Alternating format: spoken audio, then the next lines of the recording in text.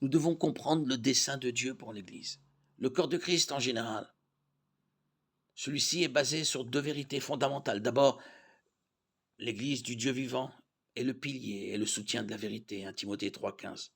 Ensuite, Christ seul est la tête de l'Église, Éphésiens 1,22, Colossiens 1,18.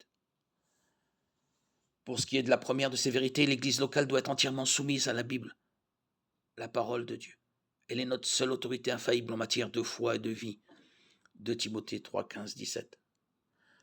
Par conséquent, nous devons chercher une Église qui prêche l'Évangile, condamne le péché, adore Dieu de tout son cœur, enseigne sa parole et nous permet de servir les autres.